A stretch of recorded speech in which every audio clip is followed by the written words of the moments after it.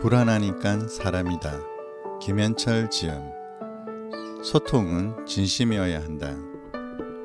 요즘에 우린 깊이 없는 얄팍한 소통에 너무도 익숙해져 있다. 한 번은 웃고 한 번은 울더라도 정말 진하게 웃고 울 수 있어야 한다.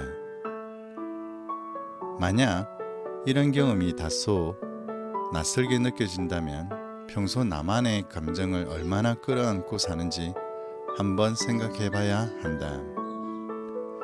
특히나 대인관계에서 어려움을 호소하는 사람들 중 일부는 자신의 감정을 온전히 감싸안지 못하는 경우가 많다. 더군다나 사랑이 오갈 정도의 관계라면 더 이상 말할 필요도 없다. 이것이 우리가 우리만의 감정을 잘 보듬어야 하는 이유이다. 우린 스펙이란 겉포장에만 신경 써온 탓에 정말 중요한 알맹이를 잃어버린 느낌이 든다.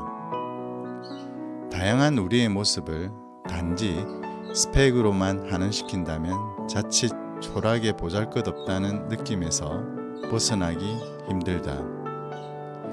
무엇 하나 제대로 할 수 없고 누구도 자신을 사랑하지 않을 거라는 생각 때문에 결국 근본적으로 잘못되었다는 마음속 감정인 무가치감에 빠져드는 것이다.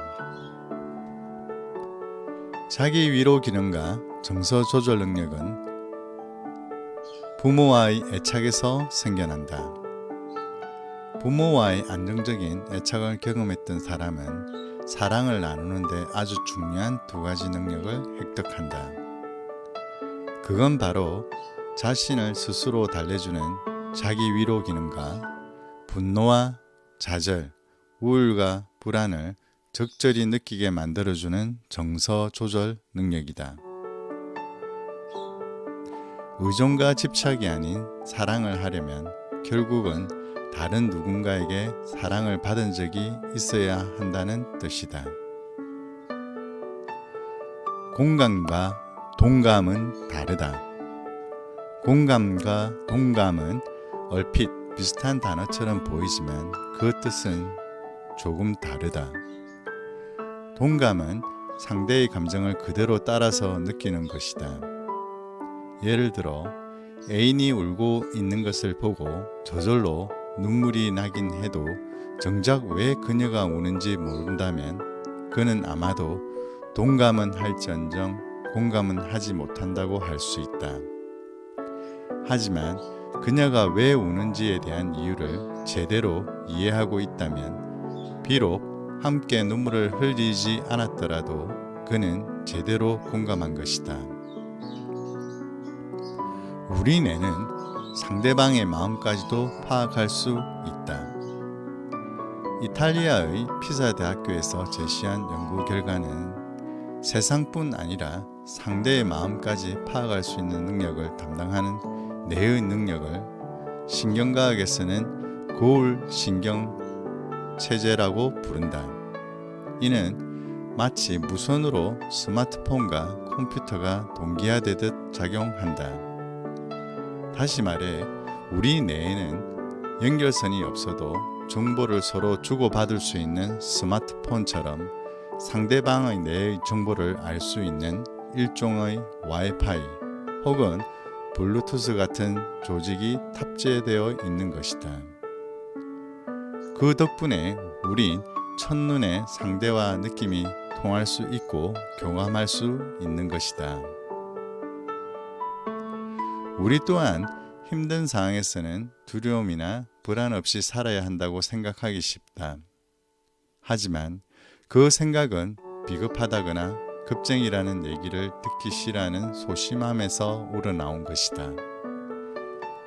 진정한 용기는 내면의 불안을 인정하고 받아들일 때 생겨난다. 그것이 우리가 불안을 느끼고 껴안아야 하는 이유다. 자신의 생각은 틀릴 수 있다는 사실을 끊임없이 인정해야 한다. 분노의 근원을 잘 풀다 보면 답답함이 풀린다. 때로 우리는 누군가와 싸워 다치거나 낭떠러지에서 떨어져 죽는 꿈을 꾼다. 이를 꿈들은 지금껏 살아온 자신의 모습에서 벗어나 새로운 모습으로 탈바꿈하라는 메시지를 건네준다. 깨어 있을 때 드는 자살 생각도 마찬가지다. 죽어야 하는 것은 전체의 몸과 마음이 아니라 과거의 자신이다. 슬픈 생각을 그대로 따를 것이 아니라 그 생각을 과거의 자신을 없애고 변화할 수 있는 에너지로 삼는다면 자살 충동은 오히려 변화의 축복이 된다. 원빈 주연의 영화 아저씨의 이런 대사가 나온다. 너희는 내일을 살지, 난 오늘을 살아. 사랑이 성숙해지면 상대를 탓하기 전 먼저 자신의 결핍된 부분이 무엇인지를 알아야 한다. 더군다나 그 결핍은 불행히도 나이가 들면서 저절로 좋아지지 않는다. 그러기에 항상 자신의 생각이 틀릴 수 있다는 사실을 끊임없이 받아들이고 인정해야 한다. 불안하니까 사람이다.